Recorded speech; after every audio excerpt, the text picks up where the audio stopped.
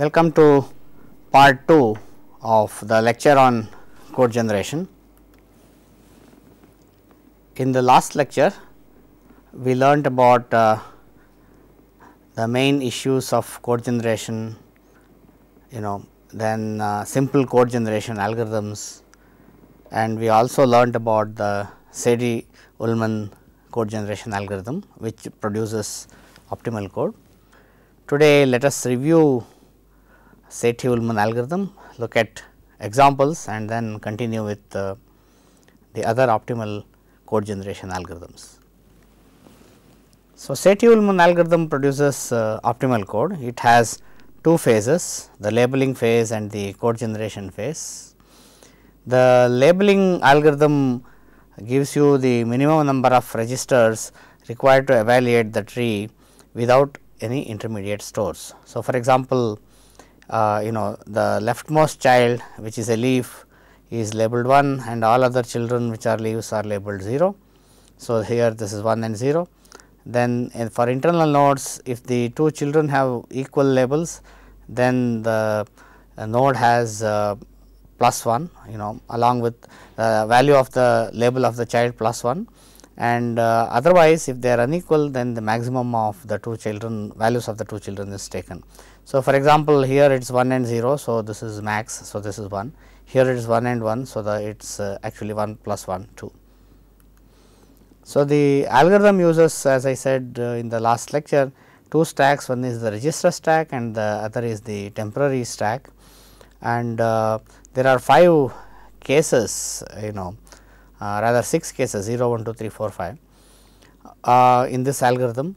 So, the first one is the left, the child is we just have a leaf node, and then for the leaf node it generates a load statement to the register on the top of stack. Case 1, the right child of a node is a leaf node and the left child is a subtree. So, then we simply generate code for n 1 by calling gencode and then issue an instruction op n comma top of our stack to take care of this particular operation and this leaf node.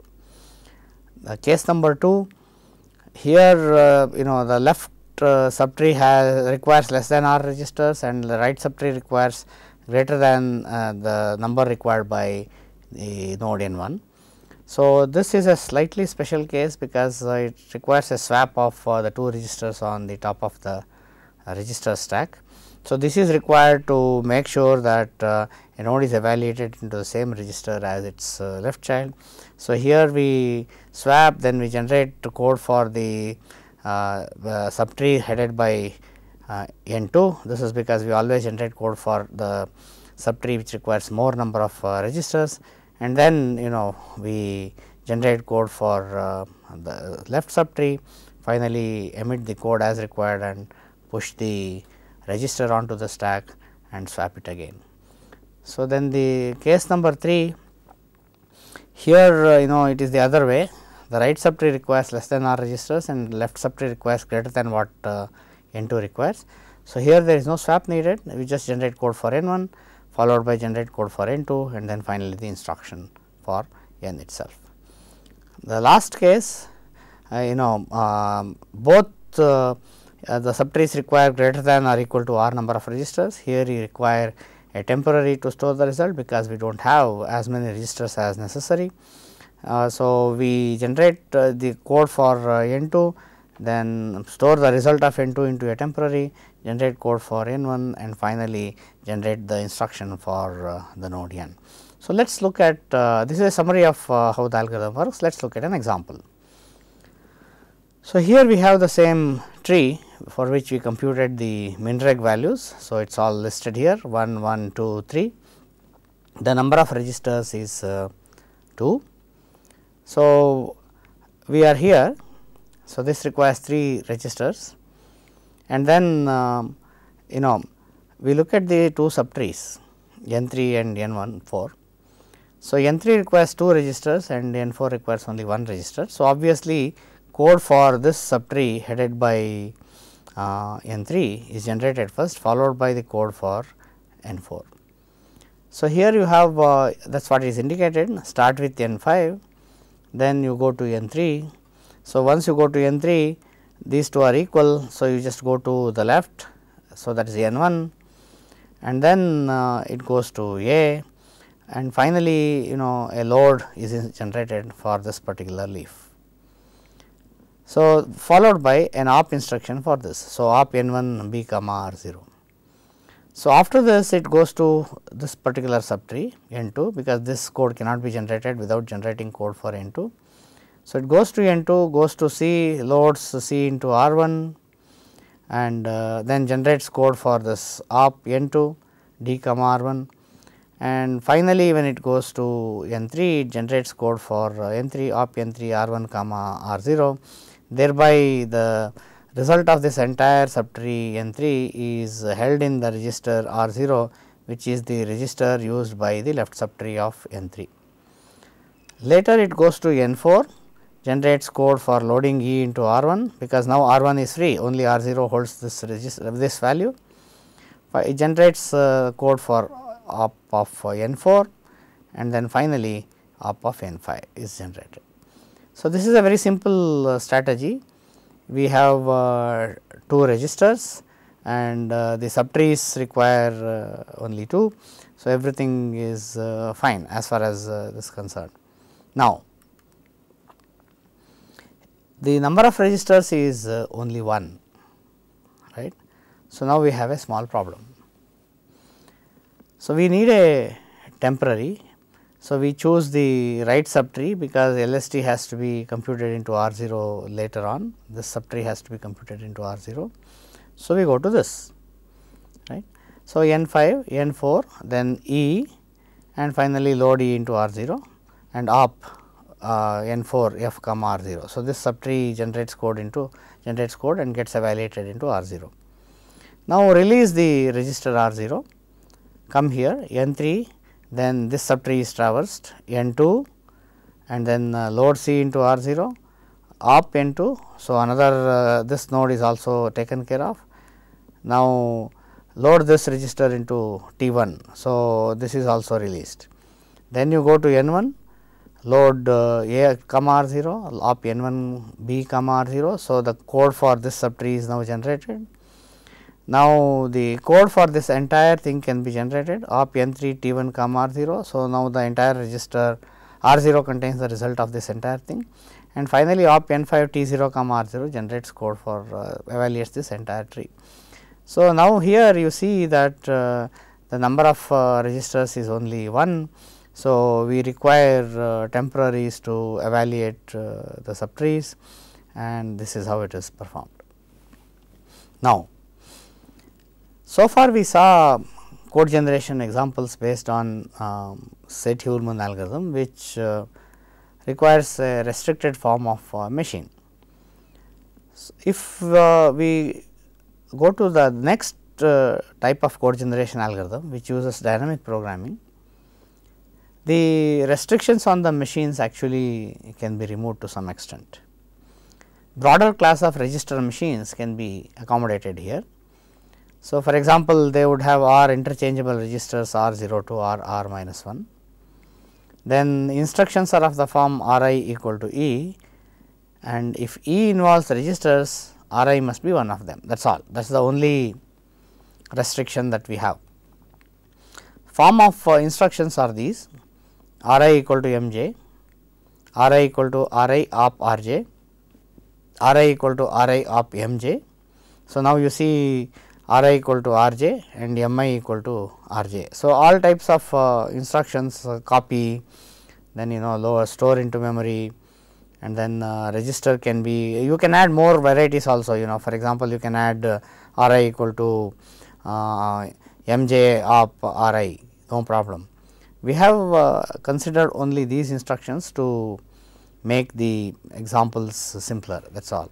So, you can literally add any type of instruction that you have. So, each of these will translate to actual machine code as this would be, for example, load M j comma R I, this would be move R I to R j and so on and so forth. This would be op of rj comma ri and so on and so forth. So, the exact syntax can be different for every machine, but this is the essence of the instruction. There is a very important principle known as the principle of contiguous evaluation, which we are going to deal with very soon. And this entire dynamic programming based code generation strategy is based on this principle of contiguous evaluation. Dynamic programming produces is an optimal optimization technique. So, definitely when this is used, it produces optimal code for trees at the basic block level again. So, it can be extended to include a different cost for each instruction. Here all the instructions have a single cost, but extension can be made to introduce a different cost for each one of the instructions. So, let us see what contiguous evaluation is. You have a tree here, tree T, there is an op here, then there is a subtree T1 and another subtree T2. So, you could actually evaluate this entire subtree T1 and then evaluate the entire subtree T2 and finally evaluate the op, or you could do the entire T2 first and then the T1 and then the op. So, both these are examples of contiguous evaluation. Then what is not contiguous evaluation? You do you generate code to evaluate a part of T1, then the code for evaluating a part of T2 appears, then you go back to evaluation of T1 and then return to the evaluation of T2 and so on and so forth, and finally, once these two are completed, you do the evaluation of op. So, this hopping between T1 and T2, doing partial evaluations is not contiguous evaluation. What is the advantage of contiguous evaluation? Contiguous evaluation is optimal. In other words, no higher cost and no more registers than any optimal evaluation. So, contiguous evaluation is guaranteed to give you optimal cost compared to any other optimal evaluation algorithm. So, if we follow contiguous evaluation and then say do entire T1 followed by T2 op or entire T2 followed by T1 op, that is sufficient to yield optimal code. There is no need to jump between these two and then get into trouble. But of course, there are machines for which contiguous evaluation does not yield optimal code. So, examples of this are when two registers or two consecutive registers are required for a floating point or integer multiplication, etc., etc. For such machines, it is still possible to extend this dynamic programming based algorithm and use it. What is the algorithm? So, first step is to compute in a bottom up manner for each node n of T an array of costs C. So, how many elements does this array have? You are really going to look at the cost of computing a node using 0 number of registers, 1 register, 2 registers, 3 registers, etc., etc., and the number of elements is as many as the number of registers available for the evaluation. So, C I is the minimum cost of computing the complete subtree rotated n, assuming I registers to be available. So, the length of the vector or the array is as much as the number of registers available to us, plus 1 of course for 0 number of registers. How do we do this? So, let us first see how exactly a tree is decorated using such a vector and then come back to this algorithm. So, for example, here is a tree and here are our cost vectors. So, 887 says the cost of evaluating this entire subtree with 0 registers is 8, with 1 register it is still 8 and with 2 registers it is 7. Similarly, if you consider a leaf node here, the cost of evaluating this particular leaf node with 0 registers is 0, simply because it is already in memory. So, there is no need to compute anything, whereas the cost of computing it with 1 register or 2 registers is still 1, because we need to generate an instruction which moves this particular element from memory to that register. So, how do we compute this vector? We consider each machine instruction that matches at n, and then consider all possible contiguous evaluation orders using dynamic programming. So, there may be many instructions, there may be many contiguous evaluation orders. We must consider all these, use dynamic programming and then compute the vector. Finally, add the cost of the instruction to that matched at node n. The instruction that matches at node n also has to be taken care of. So, what we are trying to do here is using dynamic programming, we are going to retain the costs at the lower levels of the tree, and then use them as we go on to the higher levels of the tree. We will see in the example how this is done. Then, so let us look at that example and come back. So, the maximum number of registers available to us is 2. Node 2 is what we are going to consider. So, okay. So, we are going to consider node 2 and see how to compute this vector. For the leaves, it is always going to be 0, 1, 1. Look at all the leaves A, B, C, D and E. The cost vector is always 0, 1, 1, because there are only 2 registers. The cost of computing something into memory is 0, because it is already in memory, whereas moving something into a register is always 1. So, that is why these are all 0, 1, 1. What are the instructions that match at this particular node, that is node number 2? So, with our register set, with our instruction set, we have instructions of the form Ri equal to Ri minus m. We do not have any instructions of the form Ri equal to m minus Ri. Okay. So, we are forced to put the left subtree into a register and possibly let the right subtree in memory. The other set of this holds for I equal to 0, 1. So, in other words, we have R 0 equal to R 0 minus m and R 1 equal to R 1 minus m. So, these are the 2 instructions which match. Then we have the pattern R I equal to R I minus R j. So, both can be in registers. So, again we have R 0 equal to R 0 minus R 1, then we have R 1 equal to R 1 minus R 0, right. So, all these possibilities exist. So, let us see what happens.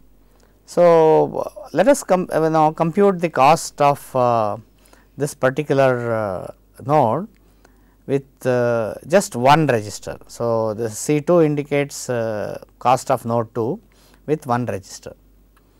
So, if you use one register, then the cost of computing C 4 the child with one register, then no more registers are left. So, C 5 with 0 registers, and then the cost of this node itself, that is plus 1.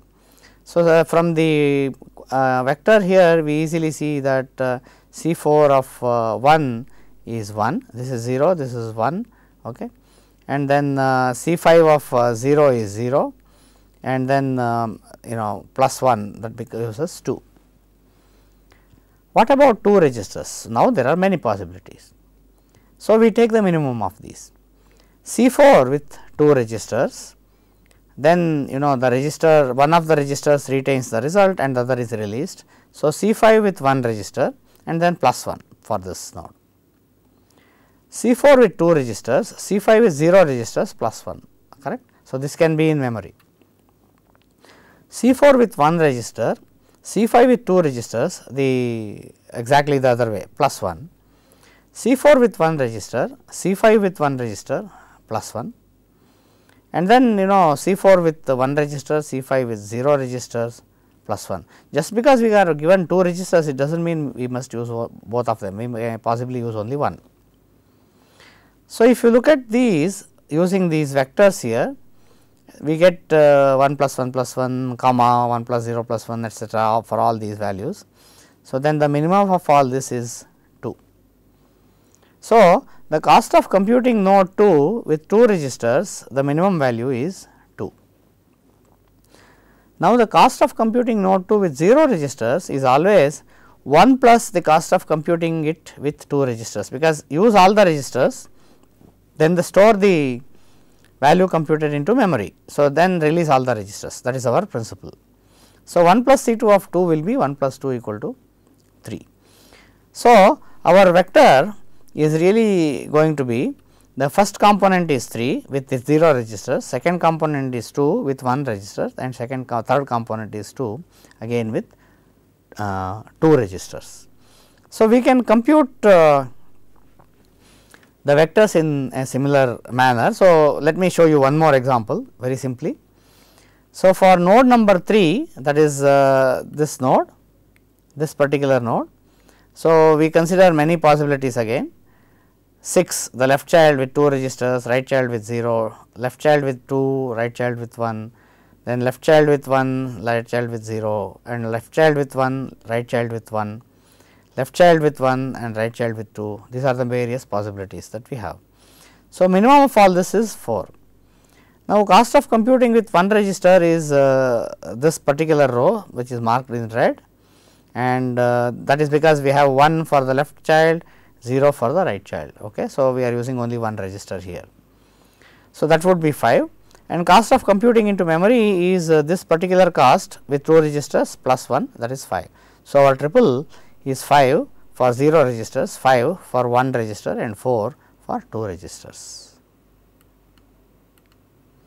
So, using the cost vector, we determine the subtrees that must be computed into memory. So, that is based on the cost. Just look at the vector of cost and find out which is the cheapest. So, those particular nodes where computation into memory is cheapest are segregated. Now, traverse T and emit code. So, here you must actually emit code for the memory computations first. So, those nodes which will be emitted into rather computed into memory, for those nodes we must emit code first. So, those subtrees must be evaluated first, then the others. So, in the order needed to obtain the optimal cost. So, the algorithm is simple.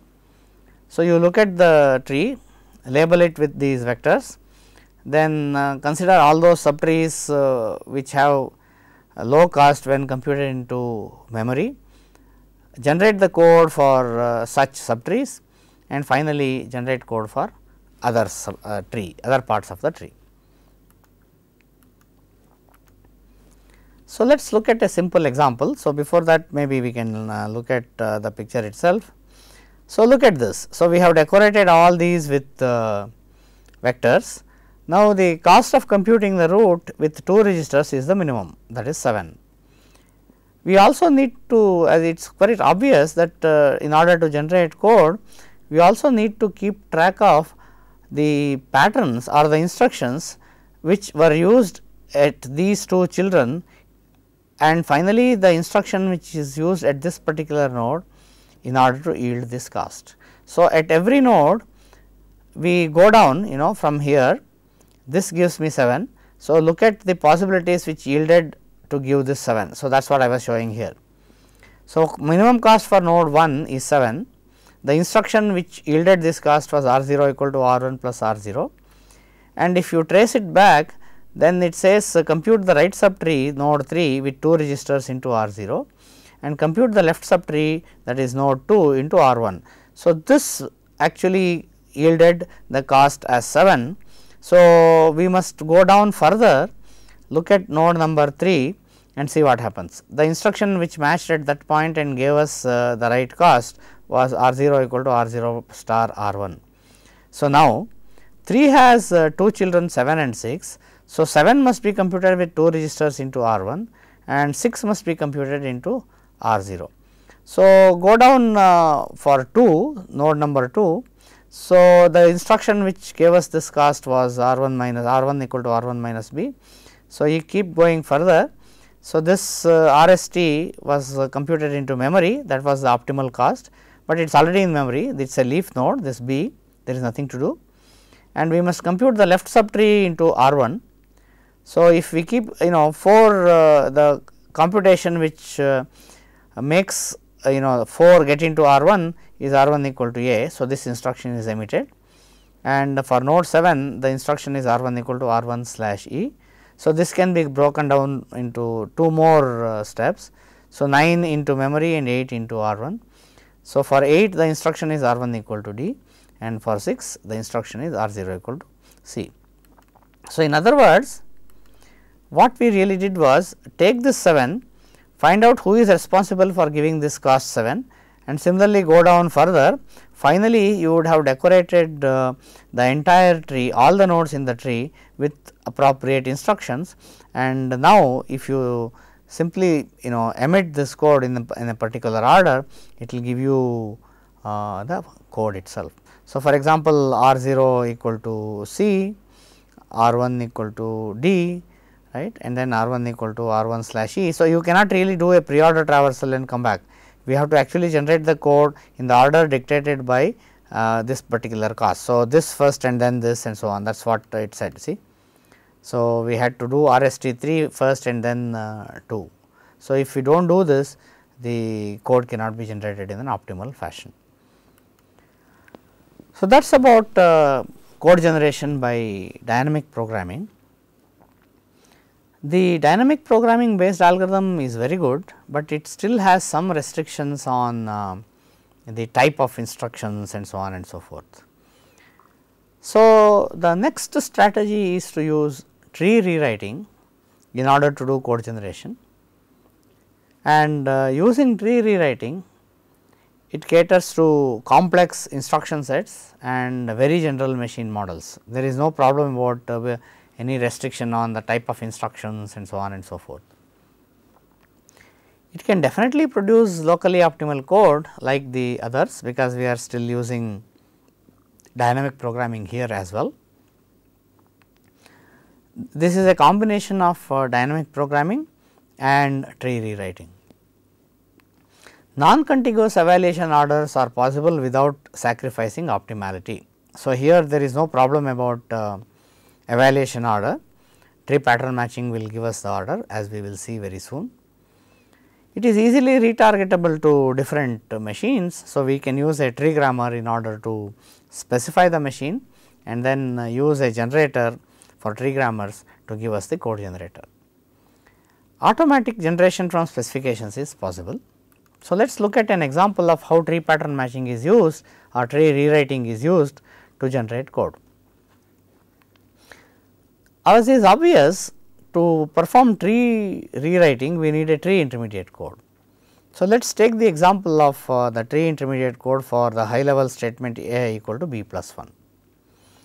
Here the variables A and I are local to the procedure, and B is a global variable. So, the root node of course is the assignment operator. The right subtree of the assignment corresponds to B plus 1.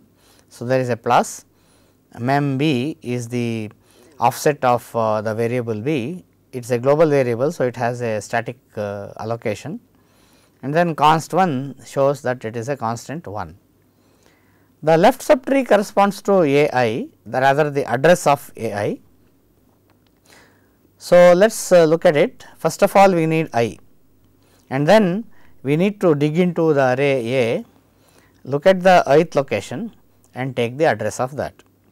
So, these are local variables. So, they are all stored on the activation record. So, there is a base address for A, rather the offset of the array A in the activation record is some constant A, const A. Then there is a stack pointer which is in the stack pointer register. So, if we add these two, we get to the beginning of the array A in the activation record. So, that is what this plus does. Then take the offset of the variable I, add SP, then you get to the location of I inside the activation record. Then one more level of int gives you the content of that particular location I. So, now I value of I is obtained. This is added to this particular A, and this int which is always on the left side of assignment will yield us the address. This indent are different. When it is on the left side, this ind will give us the address. So, what we get is the address of AI. So, address of AI here, the b plus 1 here, and this assignment operator shows that this value is loaded into this particular address. So, this is the tree intermediate code for our example. Let us see how tree pattern matching happens here. The tree pattern is indicated as similar to a context free grammar production. It is just that the arrow is in the reverse direction. So, this pattern says whenever there is a constant, it can be replaced by or rewritten by a register, and when this is done, it is necessary to generate the code, load the constant value a into R0. This is quite logical. So, here we have const. Let us see what happens if we use this particular pattern at this point. So, this will be replaced by a node called register. So, here we have a register, right. Now, the rest of it, so the tree has been rewritten at this point. Now, the pattern considered is this particular one. So, the pattern is plus, left child is reg I and right child is reg j.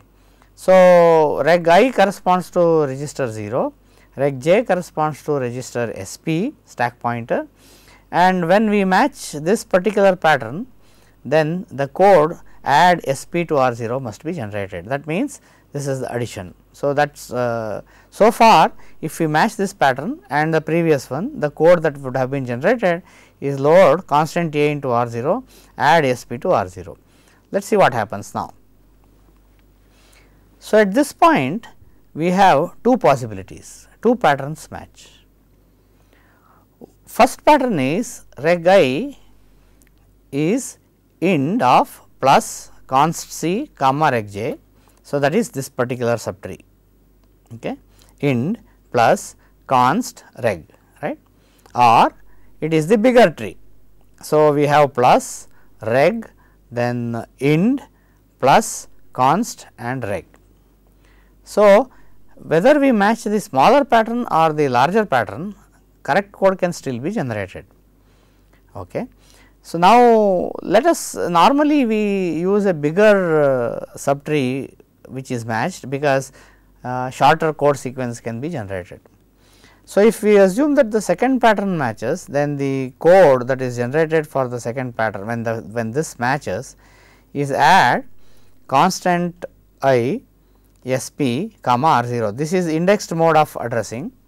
So, SP I is added to SP, then the contents of SP are now treated as an address. So, you go to that address, fetch its value, and then that is added to R0. So, that computes this entire thing. So, that gives you the address of A of I. So, the code generated so far is this. So, now, remember this has been computed, this is already in R0. So, that is why all this is possible. Okay. So, these three instructions have been generated so far. Now, we can't do much with this particular part until we finish this. So, we come here. So, this is non-contiguous evaluation already. We did one part here, we came here, then we possibly go back. So, mem_b indicates that it is a memory location, and there is a pattern possibly matching mem_b and changing it to a register.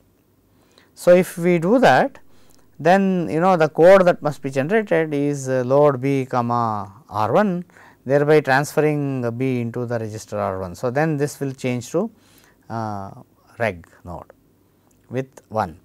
So, the code so far is load constant a to R0, add SP to R0, add constant ISP to R0, and then load b to R1. Finally, this particular entire thing can be taken care of. The pattern which matches is plus, reg and const, and the code generated is increment R1, because this constant is just 1. So, now we add this increment R1 to this particular code. Finally, this entire thing is matched by the pattern assign ind reg comma reg. So, this is the address of whatever is given in reg 0 is taken as an address, and the code corresponding to it is load R1 to star of R0. So, whatever is here is transferred to this particular address. So, that is the last instruction that is generated.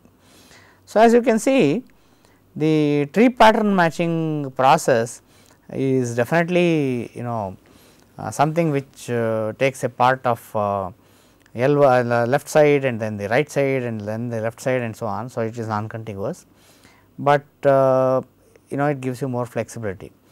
Now, the challenge is how to use this along with dynamic programming and generate the optimal code. The reason is we saw in just one example here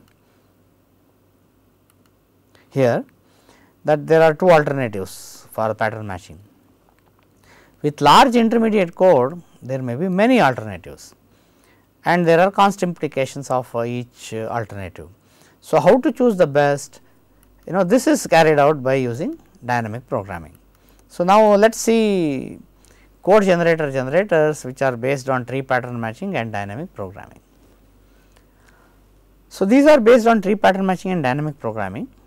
So, they accept tree patterns, associated costs and semantic actions just like IBURG for register location and object code emission. Okay. So, we saw object code emission semantic action already. For each pattern there was an action. A similar action is possible for register location also, and these are all written in IBURG style. These CGGs produce tree pattern matchers, okay, that produce a cover of minimum cost. Cover is covering the tree with instructions and finally generating code. So, cover is the cover of instructions and patterns. It makes two passes, the code generator. The first pass is a bottom up pass and finds a set of patterns that cover the tree with minimum cost. So, this is very obvious. So, we must find alternatives which give us the best cost, and then at the root there must be some pattern which matches again the minimum cost. So, that minimum cost leads to other costs downwards, patterns are matched, and thereby you get a cover of minimum cost. Second pass executes the semantic actions associated with the minimum cost patterns at the nodes they matched. So, these actions will do register location, they also do code generation. There are many tools of this kind, BEG, Twig, BURG, IBURG are such code generators. So, our examples will use IBURG. So, let us look at some specialties of each of these CGGs. BEG and IBURG both produce similar matchers. They actually are hard coded matchers. In other words, the generators produce actual C code. So, it is not a simple table driven, but it is actually hard coded matcher. They use dynamic programming at compile time. So, as I said, to choose various alternatives, it uses dynamic programming. Cost can involve arbitrary computations because we permit ordinary C code to be associated with the rule numbers. Twig is a top down table driven tree pattern matching machine, and it uses the Aho-Karosik tree pattern matcher, string pattern matcher. There are string pattern matching is used to do tree pattern matching here. So, this is a fairly nice elegant example, but we are not going to cover it here. This has very high overheads. It could take up to n square amount of time, n being the number of nodes in the subject tree. It uses dynamic programming again at compile time like IBURG, but cost can involve arbitrary computations like here, but it is not hard coded, it is table driven. BURG is special. So, this is top down tree pattern matching, whereas BURG uses bottom up tree rewriting system, and it uses dynamic programming at compile time, that is when the automatic generation of the pattern matcher happens, at that time itself you compute all the costs. So, this is also table driven, much more complex than IBURG, but generates optimal code in just on time. So, these require more time, whereas this requires much lesser time. So, IBURG can also take on square time. Costs must be constants, this is a problem here. So, you cannot have arbitrary computations, you cannot call routines to do register allocation, cost computation on the fly, etcetera, etcetera. So, the flexibility is a little less, but it is more efficient time wise. So, let us look at the grammar for specifying IBURG specifications. So, this is a specification of the tree grammar itself. How are tree grammar specified? So, maybe we can look at an example and come back to this. So, here is a specification which you can see for a very simple set of instructions. So, there are terminal symbols add I, adder LP, assign I, const I, CVCI, IOI and indirc. So, each of these has been given a code just like the tokens, these are all terminal symbols, tokens are given code in YARC. Then here are the rules or the tree patterns. First one says statement is assign disp comma reg. So, assign it, here is an assign node and then two left subtree is disp and the right subtree is reg. So, that will be the tree corresponding to statement, and this is given a rule number of 4. So, this 4 and this 4 are identical, but it is only coincidental. You could give any number here, it could be 104 also. The reason for this number is this is used in order to call the appropriate semantic action once the matching process is over, and the cost when this particular rule matches is indicated in parenthesis here. So, the cost is 1 here.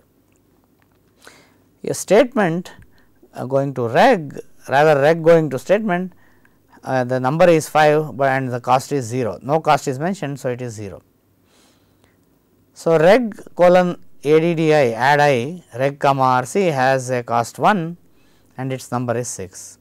So, similarly all these So, there may be many of these non terminals, these are all terminal symbols, these small case are all lower case are all non terminal symbols.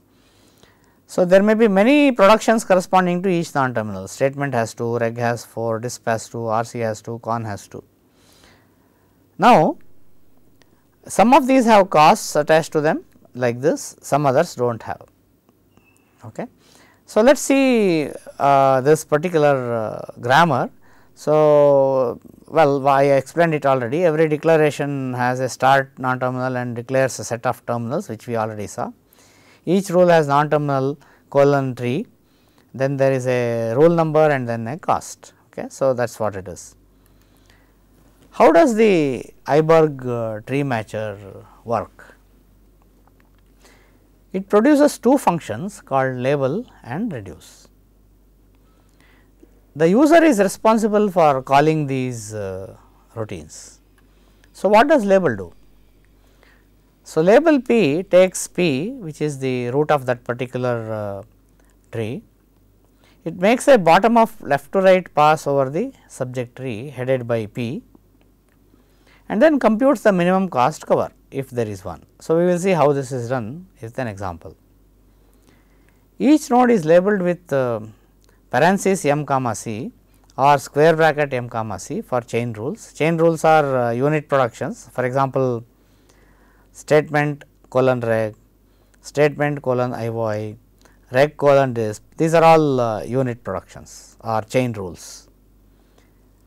So, each node is labeled with a cost a pair m comma c to indicate that tree pattern associated with rule m matches the node with cost c. So, here is the rule number and here is the cost that is appropriate for this particular node.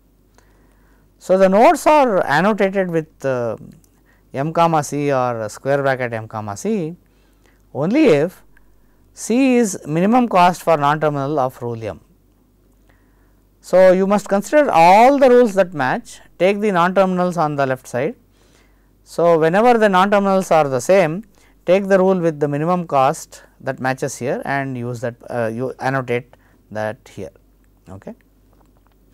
So, I will give you an example. So, let us see how this works. So, here is a small tree. So, the labeling starts in a bottom up fashion. So, let us take this particular node, it says addr LPI. So, when we do so let us look at the it says the rule which matches is disp going to addr LP. So, let us make sure that such a thing exists here. So, disp going to addr LP is here, that is rule number 11, it has a cost 0. So, rule number 11 and it cost is 0, it is not a unit production or chain rule.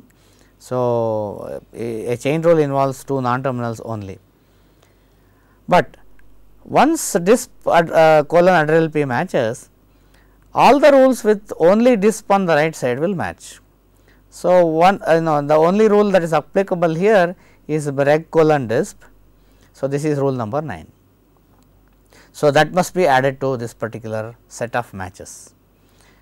So, this is rule number 9. The cost of matching disp colon addr LP is 0 and the cost of matching reg colon disp is 1. So, let us make sure of that first. Reg colon disp is 1, see. So, the cost is here, it is 1. So, 0 plus 1, that is 1. So, now you look at all those productions with reg on the right hand side. So, there is one with statement colon reg. So, the rule number is 5, its cost is 1 plus the cost for this particular statement colon reg, which is 0. So, let us make sure of that. So, that so that is statement colon reg, statement colon reg. So, this has a cost of 0. So, now look at another alternative with reg on the right side. So, this is RC colon reg. Similarly, this rule is number 13. The cost of this reg this disp would be 1, that is this cost, right. So, rather and then there is a cost of this disp, sorry, here this cost is 1 here and then RC colon reg itself has a cost of 0. So, the total cost is 1. So, if we do one of these reductions, we may be able to do this reduction and then either this reduction or this reduction, one of these two, right. So, these are all the matches which happen at this particular addr LP. So, similarly, let us look at this now, CVCI, rather let us look at this const and then come back to this and finally this. Const, there is only one, this RC con is either const I or and then con on the right side. So, that is RC colon con. So, const is 14 comma 0, cost is 0, rule number is 14 and we using a chain production with con on the right side RC colon con. So, that is rule number is 12, costs are both 0. So, the total cost is 0. So, when you look at addr LP, see here this is exactly the same as this. So, there is no difference at all. So, let us skip discussion of this. Look at this CVCI. So, reg colon CVCI indirc disp is this is the entire match. There is no match for this, there is no rule with indirc on the right hand side as a single non-terminal, but there is one with CVCI, indirc and disp. So, that means addr LP has to be in disp, right.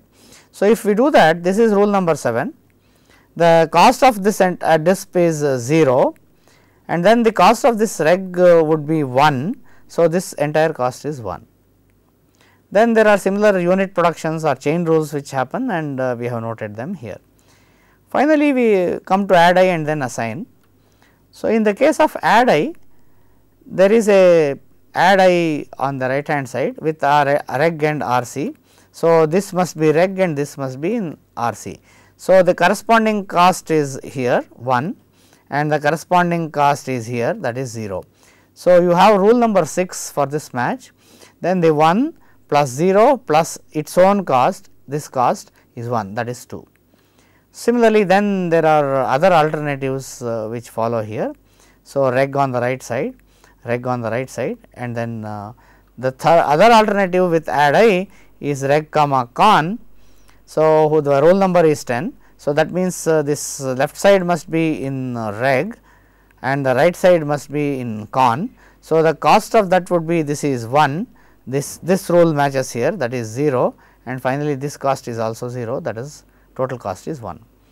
So, when you look at assign I, the only rule which matches is assign I disp comma reg, that forces this entire thing should to be in disp and this entire thing to be in reg. So, whatever is indicated in red are the matched final matched rules which give you a cover for this entire tree. So, this here, this here, this here, this here, this here and this here. So, with that the total cost would be 0 for this, okay, then 2 for this, and finally 1 for this itself. So, total cost would be 3. So, this is how the cost is computed for a small tree, and once we know this, this particular this is the cover for this entire tree. It is easy to once we know the rule number, we can execute the action corresponding to each of these rule numbers which have matched, and then we actually generate code. So, rule 4 here and so on and so forth. So, execute the semantic actions and generate code. So, this is a summary of how the IBURG tree pattern matcher works. So, once labeled, the reducer traverses the subject tree in a top down manner, doing a visit to each node. User supplied code that implements semantic side effects such as register location and emission of code is executed, and finally, the machine code gets generated. So, that was a brief discussion of how code is generated using tree pattern matching. Now, let us do a little bit of discussion on how to generate code from directed acyclic graphs. So, we have let us say DAGs. So, DAGs look like this. Okay. So, these are all DAGs. So, 8 is shared by 4 and 5, whereas in a tree such sharing is not permitted. 5 is shared between 2 and 3 and so on and so forth. So, this general problem of code generation from DAGs is an NP complete problem. Not much can be done about it. How does it become NP complete?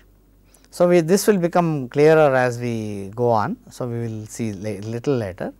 Let us assume that it is NP complete. In other words, when this code generation problem is NP complete, the implication is unless you look at all possible code generation orders on this DAG, which is made up of several trees, you really cannot say which takes the minimum amount of time.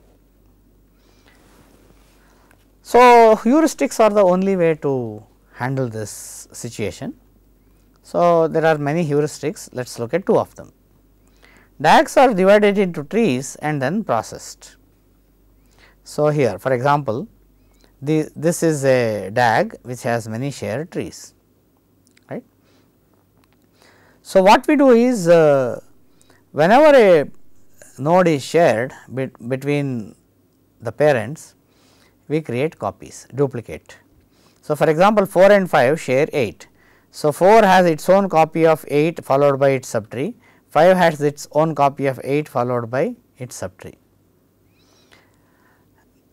Now, 5 itself is shared between 2 and 3. So, 2 would have its own copy of 5 and its associated subtrees, 3 would have its own copy of 5 and the associated subtrees. But we already replicated 8 between 4 and 5. So, there were 2 copies, one for 4, one for 5. Now, 5 itself is being made into a copy. So, this entire tree is also copied, this 2 has a copy of 5 and 8, 9, 8, 10 and 11. This 3 also has a copy of 5 and 8, 10, 11. So, this small subtree 8, 10, 11 has been replicated 3 times. So, probably now you realize the difficulty. We may replicate shared trees, but then the code size increases drastically.